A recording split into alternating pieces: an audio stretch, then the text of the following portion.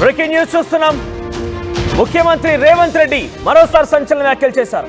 మేము డైరెక్ట్ గా వెళ్ళి ప్రజల్లోకి ఏం చేయలేము, మేమేం చేయాలన్నా కూడా అధికారుల చేతనే చేయించాల్సి ఉంటుంది. మాకంటే ముఖ్యం అధికారులే. అటువంటి అధికారులే కేవలం ఏసీలకే పరిమితం అయిపోయి ఏసీ రూముల్లో కూర్చుంటున్నారు తప్ప గ్రౌండ్కి వెళ్ళడం లేదు. చాలా మంది దానికి అలవాటు అయిపోయారు. రాజకీయ నాయకులు అవినీతికి పాల్పడతారంటే వారికి అంటే రెట్టింపుగా అధికారులు, ముఖ్యంగా సివిల్ సర్వెంట్స్, ఐఏఎస్, ఐపీఎస్లు వారికంటే ఎక్కువగా ఈ రకమైనటువంటి అవినీతికి పాల్పడుతున్నారంటూ సీఎం రేవంత్ రెడ్డి సంచలన వ్యాఖ్యలు చేశారు. నిన్న ఒక సీనియర్ ఐఏఎస్ అధికారి రిటైర్మెంట్ అయిన తర్వాత ఆయన రాసినటువంటి ఒక పుస్తక ఆవిష్కరణకు సంబంధించినటువంటి వేడుకలో హాజరైన ముఖ్యమంత్రి రేవంత్ రెడ్డి ఈ వ్యాఖ్యలు చేశారు. ఐఏఎస్, ఐపీఎస్లు కేవలం ఏసీ రూమ్లకు మాత్రమే పరిమితం అవుతున్నారు, జనాల్లోకి వెళ్ళడం మానేశారు. ఏసీ రూమ్ నుంచి బయటికి ఎందుకు రావట్లేదు నాకు అర్థం కావడం లేదు. అదేమైనా జబ్బుగా అనిపిస్తోంది నాకైతే. ఆ జబ్బు ఏదైనా అధికారులకు పట్టినట్టుంది.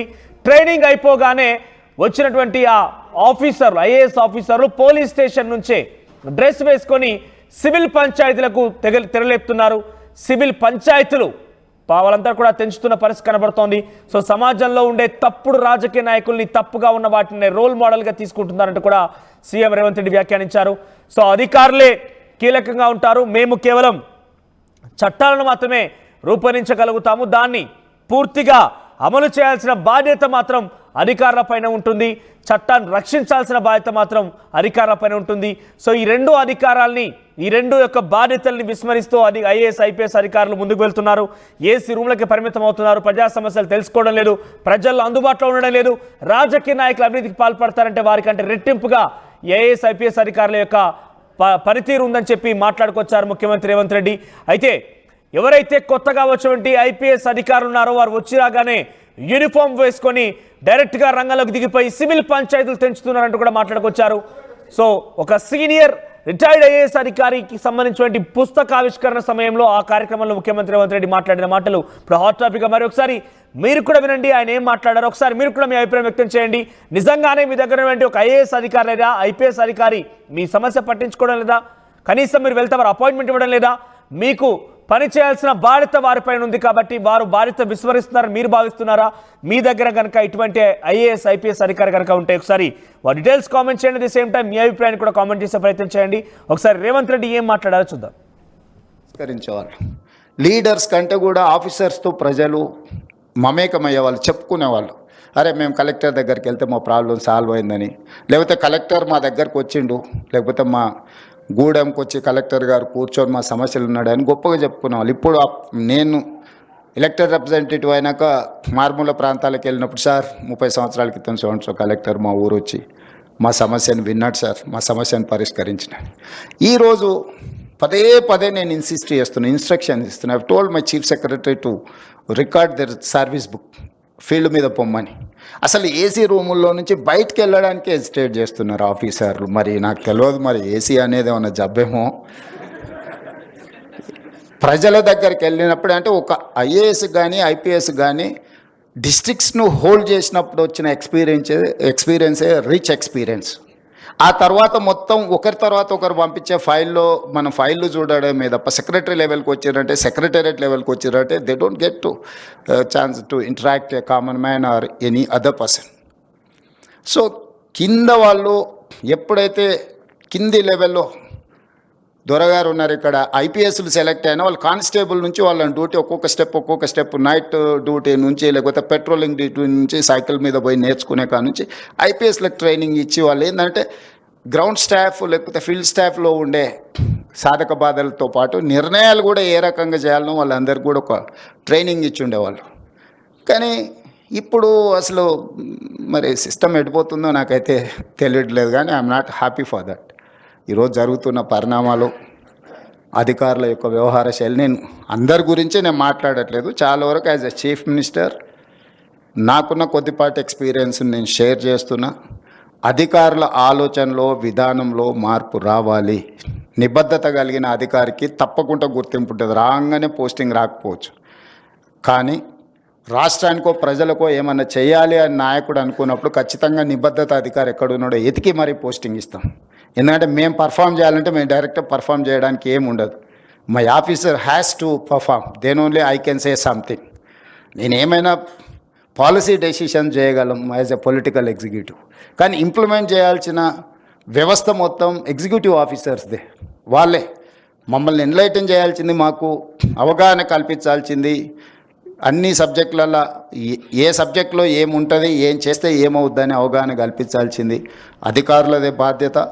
అలా చెయ్యాలని అధికారులను కోరుకుంటూ, అయితే ఒక రకంగా ముఖ్యమంత్రి రేవంత్ రెడ్డి మాట్లాడిన మాటల్లో కూడా వాస్తవం ఉందనిపిస్తోంది. ఎందుకంటే అధికారులు అంటే పర్మనెంట్గా ఉండేవారు. వారి రిటైర్మెంట్ వరకు కూడా వారి యొక్క బాధ్యతలు నిర్వర్తిస్తూ ఒక్కో మెట్టు ఎక్కుతూ అనేక ఉన్నత పదవులు అధిరోహిస్తూ ఉంటారు.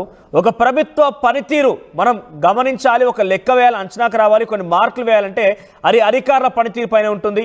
ఇప్పుడు ఈ మధ్యకాలం మనం చూస్తున్నాం, అధికారులు ఎక్కడెక్కడైతే వారు కొంత అలసత్వం వహిస్తారో ఆ యొక్క ప్రభావం ప్రభుత్వం పైన పడుతుంది. అంటే ముఖ్యమంత్రి పైన, మంత్రివర్గం పైన, ఆ పార్టీ ఏదైతే అధికారంలోకి వచ్చిందో ఆ అధికారం నుండి పార్టీ పైన ప్రభావం పడుతూ ఉంటుంది.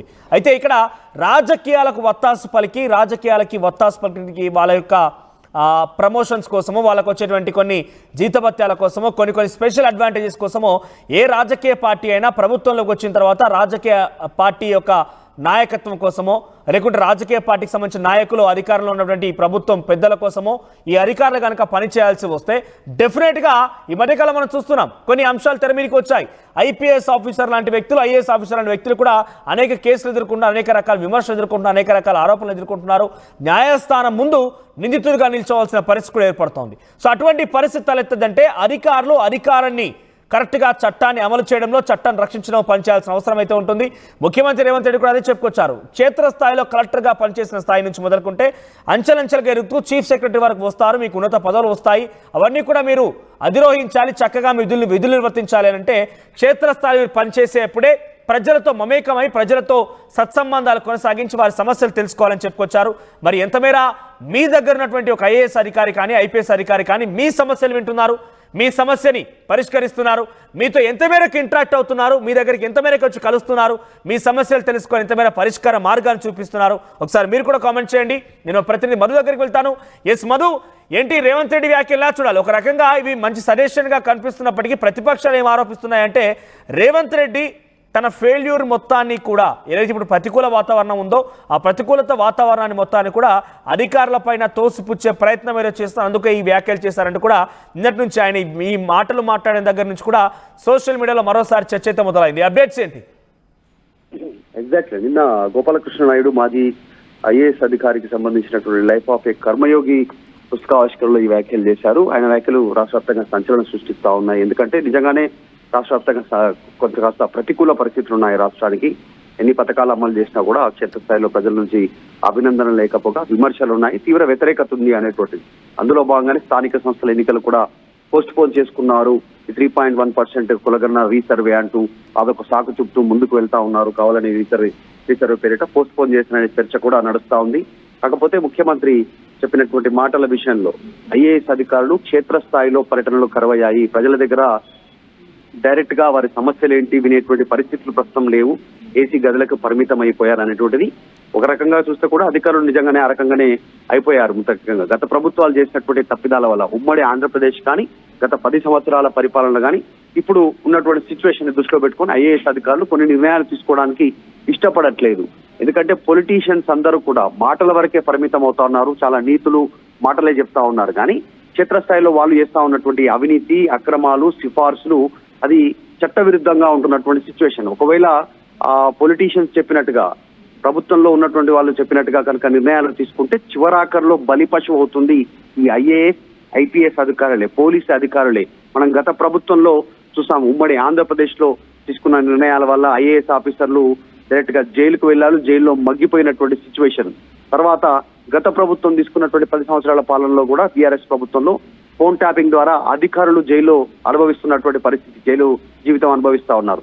సో ఇవన్నీ ఎక్స్పీరియన్స్ దృష్టిలో ఐఏఎస్ అధికారులు గతంలోనే రాష్ట్రీయ సమావేశం ఏర్పాటు చేసుకున్నారు. కరెక్ట్ గా చట్టబద్ధంగా ఉండేటువంటి వాటిని ఇంప్లిమెంట్ చేయాలనేది నిర్ణయం తీసుకున్నారు. అందులో భాగంగా ప్రభుత్వం సిస్టమ్ దాదాపు కుంటుపడిపోయింది తెలంగాణలో. ప్రస్తుతం తెలంగాణ కాంగ్రెస్ ఏర్పడ్డ తర్వాత గతంలో 100% పరిపాలన కొనసాగేటువంటి పరిస్థితి ఉంటే ప్రస్తుతం 10% మాత్రమే సిస్టమ్ రన్ అవుతుంది అనేటువంటి చర్చ పొలిటికల్ సర్కిల్లో ప్రభుత్వ వర్గాల్లో ఉంది. దీనికి కారణాలు ఏంటి అనేటువంటి దానిపైన అసంతృప్తిగా ఉన్నారు. అందులో భాగంగానే ముఖ్యమంత్రి రేవంత్ రెడ్డి ఐఏఎస్ అధికారులను, ఐపీఎస్ అధికారులను, ఎస్పీలను ఈ క్షేత్రస్థాయిలో ప్రజలతో నేరుగా సంబంధాలు ఉండేటువంటివి, ప్రభుత్వ పథకాలను అమలు చేయగలిగేటువంటి ఉన్నటువంటి శక్తి సామర్థ్యాలు ఉన్న నాయకులను, అధికారులను ఉద్దేశించి ఈ మాటలు చేశారు. గతంలో 20 ఏళ్ల కింద క్షేత్రస్థాయిలో కలెక్టర్లు వెళ్లేవాళ్ళు, సమస్యలు తెలుసుకునేవాళ్ళు, ఫీల్డ్ పరిశీలన చేసేవారు, రైతులతో ప్రజలతో మమేకమయ్యేవారు. ఇప్పుడున్న అధికారులు ఏసీ రూములలో పరిమితం అవుతా ఉన్నారు, కిందికి వెళ్ళట్లేదు, కేవలం అవినీతికి పాల్పడతా ఉన్నారు, ఎక్కువగా డబ్బు సంపాదించుకునే మార్గాలపైన దృష్టి పెడతా ఉన్నారు. యూనిఫామ్ వేసుకొని ట్రైనింగ్ అయిపోయిన తర్వాత యూనిఫామ్ వేసుకొని డైరెక్ట్ గా సంపాదన పైనే దృష్టి పెడతా ఉన్నారు. ఇది కరెక్ట్ కాదు అనేటువంటిది ఆయన మాట్లాడారు. ఎగ్జాంపుల్ తీసుకున్నారు. గతంలో ఆయన టీ శేషన్ గానీ మధు, అంటే ఇప్పుడు ప్రెసెంట్ ఆల్రెడీ ముఖ్యమంత్రి రేవంత్ రెడ్డి క్షేత్రస్థాయిలో అధికారులందరూ కూడా ఆదేశాలు జారీ చేశారు. ఆయన ఈ మాటల్లో చీఫ్ సెక్రటరీ ఉద్దేశించి కూడా ఒక మాట మాట్లాడుకొచ్చారు. చీఫ్ సెక్రటరీకి ఇప్పటికే ఆదేశాలు జారీ చేశాను, క్షేత్రస్థాయిలో కలెక్టర్ల పనితీరు బాగుంటేనే ప్రభుత్వ పనితీరు బాగుంటుంది, క్షేత్రస్థాయిలో వారందరూ కూడా వెళ్ళి ప్రజా సమస్యలు తెలుసుకొని వాటికి పరిష్కార మార్గాలు చూపించాలని పదే ఆదేశించాను. మరి ఎంతమేర అమలవుతుందో చూడాలి. నేను ఇప్పటికి కూడా చెప్తున్నా, ఆ రకంగా ముందుకు వెళ్తేనే బాగుంటుంది, మీకు అవకాశం ఉంటుంది. ఎవరైతే నిబద్ధత గల అధికారిగా గుర్తిస్తామో వారికి మంచి పదవులు, మంచిగా పొజిషన్ ఇస్తామంటూ కూడా చెప్పుకొచ్చారు. అంటే ప్రజెంట్ ఆయన ఆదేశాలని అధికారులు పట్టించుకోవడం లేదనే విషయం పైన అసహనం వ్యక్తం చేశారనుకోవాలా ఈ వేదిక పైన? ఎగ్జాక్ట్, అంటే కాస్త నిబద్ధతతో పనిచేసినటువంటి అధికారులు ఎవరైతే ఉన్నారో వారికి గుర్తింపు ఉంటుందనే దాంట్లో భాగంగా ఆయన మాట్లాడారు. క్షేత్రస్థాయిలో ప్రజలు గుర్తు పెట్టుకుంటారు, మీరు సంవత్సరాలు గడిచిపోయినా, మీరు రిటైర్మెంట్ అయిపోయినా కూడా, ఎన్ని డికేట్స్ అయినా కూడా మాకు ఫలానా ఐఏఎస్ హయాంలో, కలెక్టర్ హయాంలో మంచి జరిగింది, ఈ లబ్ధి జరిగింది, ఈ పథకాలు అందుబాటులోకి వచ్చాయి, మాకున్న సమస్యలు సాల్వ్ అయ్యాయని ప్రజలు చెప్పుకునే పరిస్థితి ఉంటుంది. ఆ గుర్తింపు ఖచ్చితంగా అధికారులకు ఉంటుంది.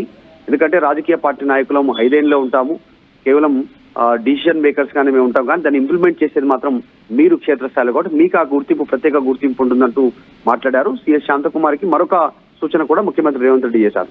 ఇప్పుడు ఆల్రెడీ గతంలో మంచి స్థాయిలో రిటైర్ అయిన అనుభవం ఉన్నటువంటి నాయకులు ఎవరైతే ఉన్నారో వారితో ప్రస్తుతం ఉన్నటువంటి వాళ్ళు అధికారులుగా ఐఏఎస్ కానీ, ఐపీఎస్ కానీ, ఎస్పీలు, ఈ స్థాయిలో ఉన్నటువంటి అధికారులతో ఇంటరాక్షన్ సెషన్ ఏర్పాటు చేయండి. ఏదో రకంగా ప్రపంచంలో అన్ని కొనొచ్చు, కానీ అనుభవాన్ని కొనలేము. ఆ అనుభవాన్ని వీరితో షేర్ చేసుకునేలాగా ఆ ఎక్స్పీరియన్స్ షేరింగ్ అనేది ఉండాలి, దానికోసం కృషి చేయాలి అనేటువంటిది ఆయన సూచన చేశారు. ఇక నుంచి అయినా అధికారులు క్షేత్రస్థాయి పర్యటనలో ఉండండి, ఏసీ రూములను వదలండి, క్షేత్రస్థాయిలోకి వెళ్ళండి, ప్రజల డైరెక్ట్ గా సంబంధాలు ఏర్పరచుకోండి, వారి సమస్యలు వినండి, సాల్వ్ చేయండి అనేటువంటి స్టేట్మెంట్ చేశారు. ఇదంతా ఒకవైపు ఉంటే, క్షేత్రస్థాయిలో ముఖ్యమంత్రి చేసిన తర్వాత వస్తున్నటువంటి విమర్శలు, మీమ్స్ సోషల్ మీడియాలో ఏంటంటే, అసలు ప్రభుత్వంలో ఫస్ట్ అవినీతి, పైరవీలు తగ్గించుకుంటే, అంటే ప్రభుత్వంలో ఉన్నటువంటి వాళ్ళ పెద్దలు, గత ప్రభుత్వాలు కానీ ఇప్పుడున్న ప్రభుత్వం కానీ, ఏ ప్రభుత్వమైనా ప్రభుత్వంలోకి వెళ్ళిన తర్వాత అవినీతిని తగ్గించండి, అధికారుల సంగతి తర్వాత చూద్దాం, రాజకీయ పార్టీ నాయకుల అవినీతిని తగ్గించుకోండి, ప్రజాస్వామ్యం వెలువరిస్తుందనేటువంటి స్టేట్మెంట్ చేస్తా ఉన్నారు.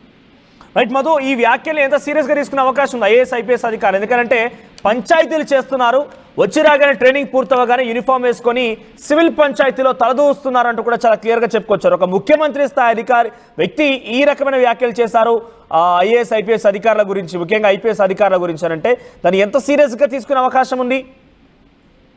పెద్దగా లేదనే చెప్పొచ్చు. ఎందుకంటే రీసెంట్ గా జరిగినటువంటి ఇష్యూస్లలో పోలీసు అధికారుల పైన కేవలం వాహనాన్ని ముందుకు పోనివ్వట్లేదు అనేటువంటి ఉద్దేశంతో పోలీసు ఏసీపీ స్థాయిలో ఉన్నటువంటి వారిపై, డిఎస్పీ స్థాయిలో ఉన్నటువంటి వాళ్ళని ఎమ్మెల్యేలు గట్టిగా మందలించినటువంటి పరిస్థితి, బూతులు తెచ్చినటువంటి సిచ్యువేషన్ వీడియోలు వైరల్ అయ్యాయి. తర్వాత కొద్దిమంది పొలిటీషియన్స్, ఎమ్మెల్యే అయినా మంత్రులైనా ఇంకే స్థాయిలో ఉన్నా కూడా అధికారుల పైన అజమాయిషీ చేస్తున్నటువంటి సంఘటనలు ఎక్కువ అవుతా ఉన్నటువంటి పరిస్థితి, వాళ్ళకి మోకరిల్లాల్సిన పరిస్థితి, జీ హుజూర్ అనాల్సినటువంటి సిచ్యువేషన్స్ ఉన్నాయి.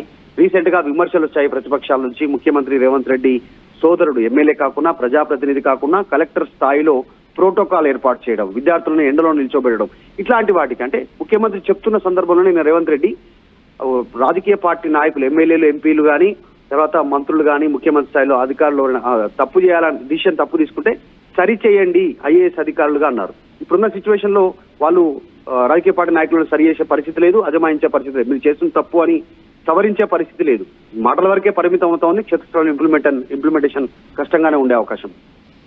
రైట్ మధు, సో మొత్తం మీద ముఖ్యమంత్రి రేవంత్ రెడ్డి చేసినటువంటి వ్యాఖ్యలు సంచలనంగా మారాయి. ఏకంగా ఐఏఎస్ ఐపీఎస్ అధికారులు కేవలం ఏసీ రూమ్లకే పరిమితం అవుతున్నారు, కానీ ప్రజా సమస్యలు ఏమాత్రం పట్టించుకోవడం లేదు. క్షేత్రస్థాయికి వెళ్ళి మీరు వారి సమస్య తెలుసుకొని వారి సమస్య పరిష్కరిస్తేనే మీకు మంచి పేరు వస్తుందని చెప్పుకొచ్చారు ఆయన.